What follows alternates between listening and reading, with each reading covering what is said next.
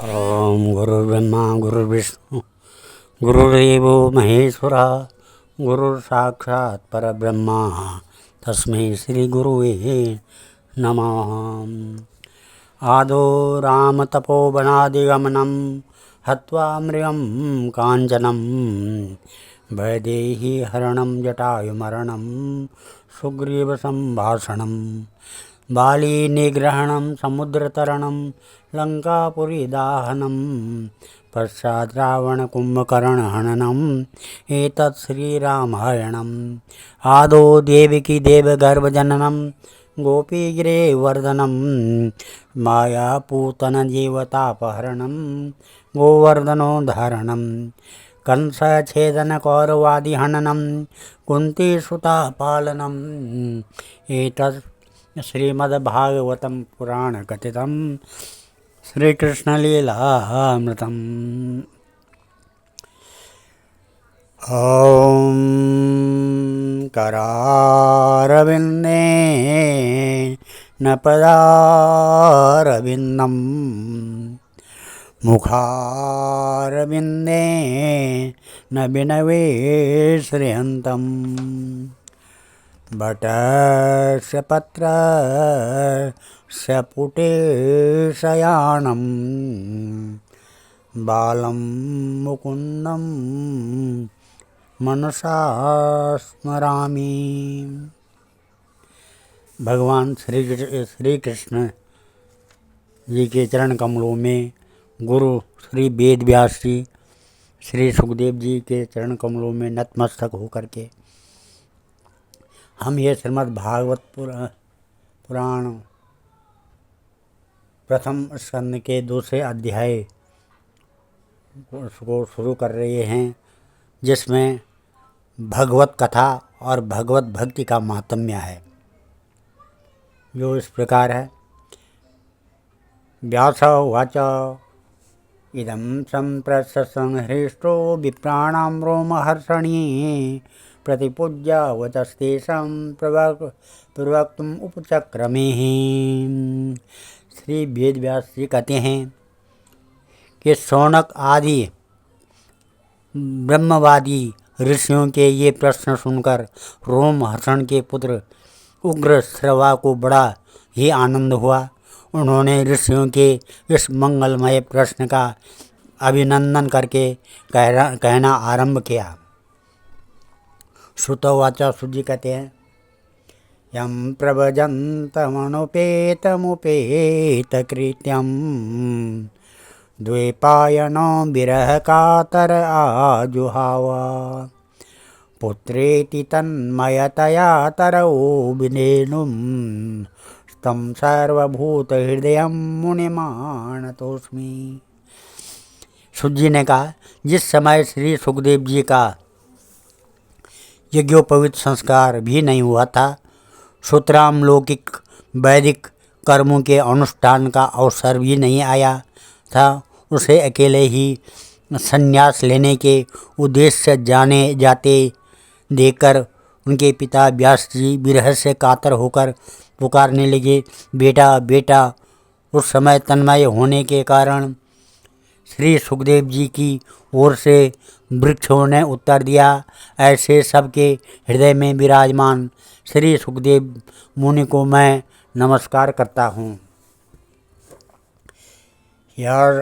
स्वानुभाववकिलं श्रुतिसारमेकं मध्यात्मदीपमतितीतिरसतां तमोदं संसारिणं करुणयाः पुराणगुह्यं तं व्याससून उपयामि गुरुं मुनीनाम्। यह श्रीमद् भागवत अत्यंत गोपनीय रहस्यात्मक पुराण है। यह भगवत स्वरूप का अनुभव कराने वाला समस्त वेदों का सार है। संसार में फंसे हुए जो लोग इस घोर ज्ञान अंधकार से पार जाना चाहते हैं, उनके लिए आध्यात्मिक तत्वों को प्रकाशित कराने वाला यह एक अद्वितीय दीपक है। वास्तव में उन्हीं पर करुणा करके बड़े बड़े मुनियों के आचार्य श्री सुखदेव जी इसका वर्णन इसका वर्णन किया है, मैं उनकी शरण ग्रहण करता हूँ। नारायणं नमस्कृतं नरं चैव नरोत्तमं देवी सरस्वतीं व्यासं ततो जयम् उदीरयेत्। मुनयः साधु पृष्ठोऽयं भवद्भिः लोकं मङ्गलं यत्कृता कृष्ण संप्रासो येनात्मा सुप्रसीदति। सर्वे पुंसां परो धर्मो यतो भक्तिरदोक्षये अहेतुक्यं प्रतिहता ययात्मा संप्रसीदति। वासुदेवे भगवती भक्तियोगा प्रयोजिता जैन्यात्यासु वैराग्यं ज्ञानं च यदहेतुकं धर्म स्वनुष्ठितं पुंसां विश्वक्षेणां कथासु या नोत्पादयेद्यति रतिं श्रम एव हि केवलम्। धर्मस्य यापवर्गस्य नार्थो आर्थो यो कल्पते नार्थस्य धर्मो कान्तस्य कामो लाभाय हि स्मृतः। कामस्य नेन्द्रिय प्रीतिर्लाभो जीवेत यावता जीवस्य तत्त्वजिज्ञासा नार्थो यस्येयं कर्मवि वदन्ति तत्त्वविद्वस्त्वं यज्ज्ञानम् अद्वयं ब्रह्मेति परमात्मेति भगवानीति शब्दते। लक्ष्यश्रद्धानां मुनयो ज्ञानवैराग्ययुक्तया पश्यन्त्यात्मनि चात्मानं भक्त्या श्रुतिगृहीतया। अतः पुंभिर्द्विजश्रेष्ठा वर्णाश्रम विभागशः स्वनुष्ठितस्य धर्मस्य संसिद्धिर्हृतोषणं। तस्माद् एकेन मनसा भगवान् सात्वतां पति श्रोतव्यं कीर्तितव्यश्च ध्येयः पूज्यस्य नित्यदा। यदनुध्यासिना युक्ता कर्मग्रन्थि निबन्धनं छिन्दन्ति को विदास्तस्य को न कुर्यात् कथारितं। शुश्रूषुश्रद्धानस्य वासुदेव कथारुचि स्यान्महत् सेवया विप्रा पुण्यतीर्थनिसेवनात्। शृण्वतां स्वकथां कृष्णं पुण्यश्रवणकीर्तन हृदन्तेस्ततो या भद्राणि विदुनोति सुहृत्सताम्। नष्टप्रायेष्वभद्रेषु नित्यं भागवत सेवया भगवत उत्तम श्लोके भक्ति भवति नैष्ठिकी। तदा रजस्तमो भावा काम लोभादयक्षये चेत एतेरनाविद्धं स्थितं सत्त्वे प्रसीदति।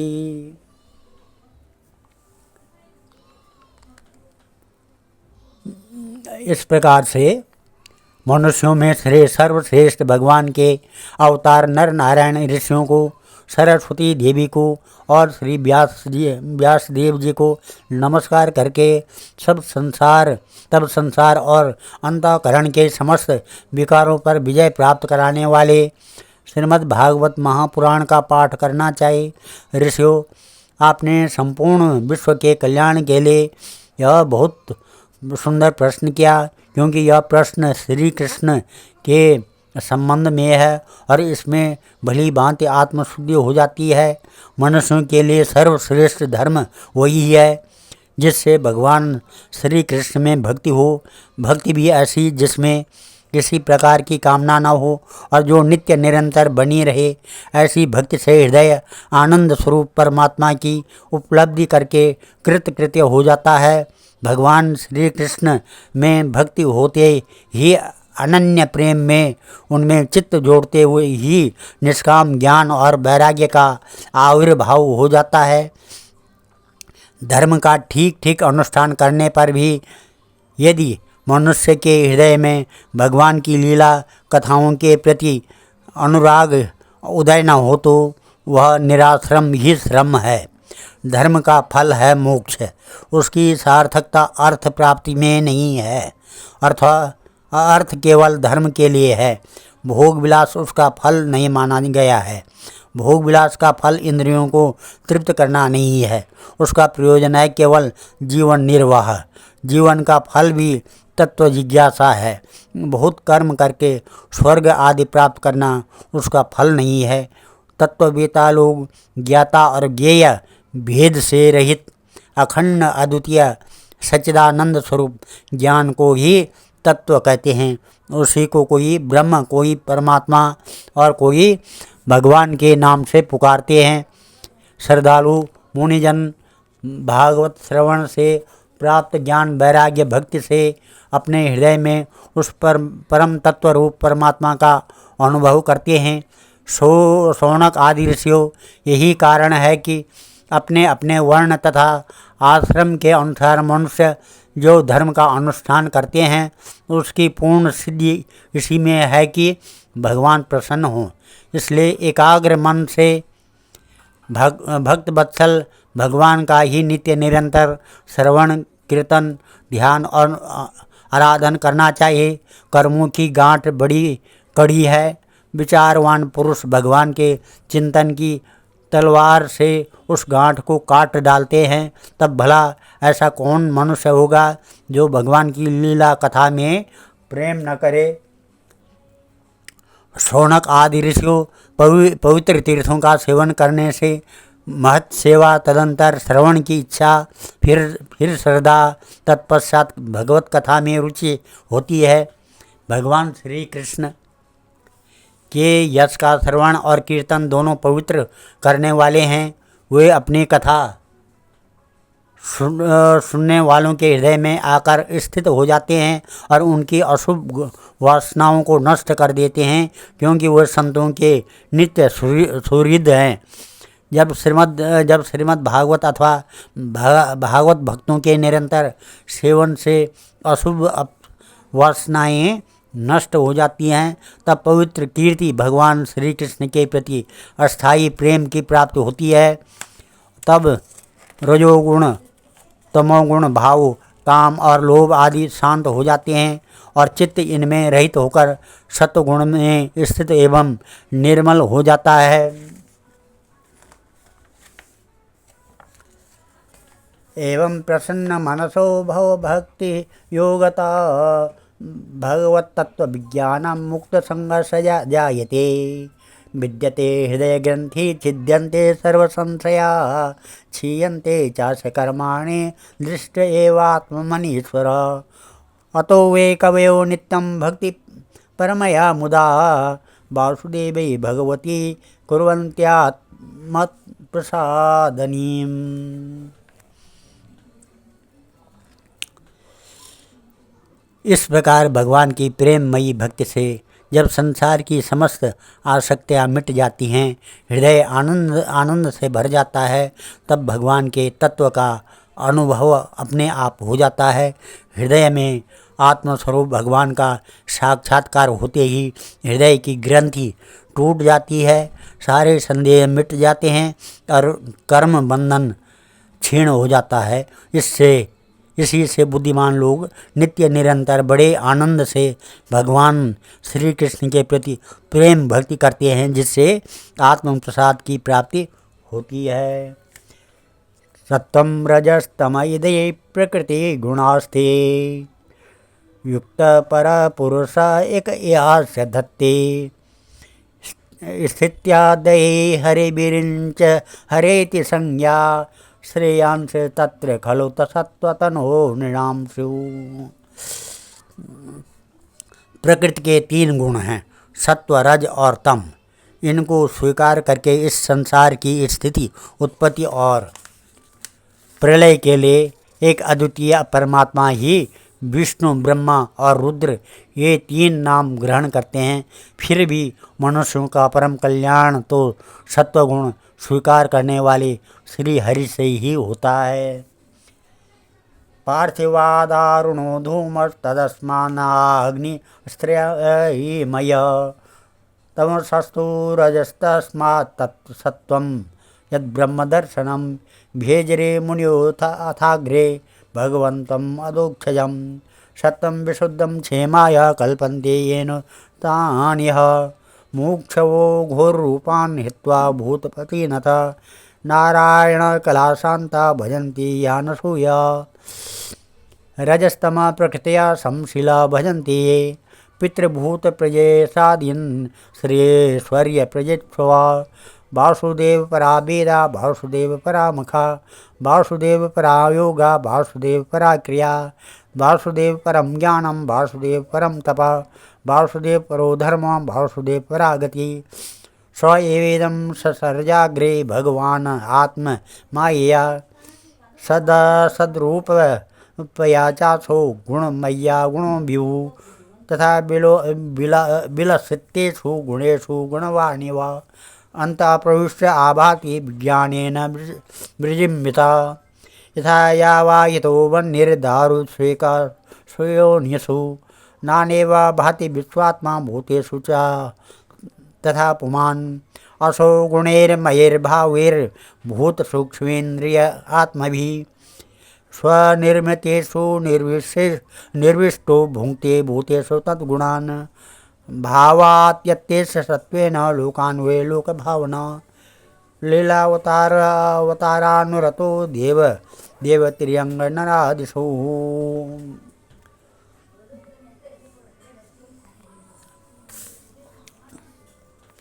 प्राचीन युग में महात्मा लोग अपने कल्याण के लिए विशुद्ध सत्वमय भगवान विष्णु की आराधना किया करते थे। अब भी जो लोग उनका अनुसरण करते हैं वे उन्हीं के समान कल्याण भाजन होते हैं। जो लोग इस संसार सागर से पार जाना चाहते हैं वे यद्यपि किसी की निंदा तो नहीं करते न किसी में दोष ही देखते हैं, फिर भी घोर रूप वाले तमोगुणी रजोगुणी भैरवादि भूतपतियों की उपासना न करके सतगुणी विष्णु भगवान और उनके अंश कला स्वरूप रूपों का ही भजन करते हैं। परंतु जिसका स्वभाव रजोगुणी अथवा तमोगुणी है वे धन ऐश्वर्य और संतान की कामना से भूत पितर और प्रजापतियों की उपासना करते हैं, क्योंकि इन लोगों का स्वभाव उन भूतादि से मिलता जुलता होता है। वेदों का तात्पर्य श्री कृष्ण में ही है, यज्ञों के उद्देश्य श्री कृष्ण ही हैं, योग श्री कृष्ण के लिए ही किए जाते हैं और समस्त कर्मों की परिसमाप्ति भी श्री कृष्ण में ही है। ज्ञान से ब्रह्मस्वरूप श्री कृष्ण की ही प्राप्ति होती है। तपस्या श्री कृष्ण की प्रसन्नता के लिए ही की जाती है, श्री कृष्ण के लिए ही धर्मों का अनुष्ठान होता है और सब गतियाँ श्री कृष्ण में ही समा जाती है। यद्यपि भगवान श्री कृष्ण प्रकृति और उनके गुणों से अतीत हैं, फिर भी अपने गुणोमयी माया से जो प्रपंच की दृष्टि है और तत्व की दृष्टि नहीं है, उन्होंने ही सर्ग के आदि में इस संसार की रचना की थी। ये सत्व रज और तम तीनों गुण उसी माया के विलास हैं। इनके भीतर रहकर भगवान इनसे युक्त सरीके मालूम पड़ते हैं। वास्तव में तो वे परिपूर्ण विज्ञानानंद घन हैं। अग्नि तो वस्तु तो एक ही है, परंतु जब वह अनेक प्रकार की लकड़ियों में प्रकट होती है तब अनेक भी सी मालूम पड़ती है। वैसे ही सबके आत्मा रूप भगवान तो एक ही है, परंतु प्राणियों की अनेकता से अनेक जैसे जान पड़ती हैं। भगवान ये सूक्ष्म भूत तन्मात्रा इंद्रिय तथा अंतःकरण आदि गुणों के विकार भूत बाहुओं के द्वारा नाना प्रकार की योनियों का निर्माण करते हैं और उनमें भिन्न भिन्न जीवों के रूप में प्रवेश करके उन योनियों के अनुरूप विषयों का उपभोग कराते हैं। वे ही संपूर्ण लोकों की रचना करते हैं और देवता पुष्प पक्षी मनुष्य आदि योनियों में लीला अवतार ग्रहण करके सत्वगुण के द्वारा जीवों का पालन पोषण करते हैं। आज हम इस कथा को यहीं पर विराम देते हैं। कल श्रीमद् भागवत के प्रथम स्कंद के का तीसरा अध्याय भगवान के अवतारों का वर्णन है, इसमें की कथा शुरू करेंगे। ओम नमः मंगलम भगवान विष्णु मंगलम गरुड़ध्वजा मंगलम पुंडरीकाक्षा मंगलाय तनोहरि मंगलम भगवान शंभु मंगलम वृषभध्वजा मंगलम पार्वतीनाथ मंगलाय शिव शंकरा। ओम कृष्णा तीरे कोकिला के नकीरे गुंजा पुंजे देव पुष्पादि गुंजे कम्बु ग्रीवो क्षिप्तबाहु चलंतो राधा कृष्णो मंगलम में भवेताम्। ओम नमः। सर्वे भवन्तु सुखिनः सर्वे सन्तु निरामया, सर्वे भद्राणि पश्यन्तु, मां कश्चित् दुःखभाग् भवेत्। धन्यवाद।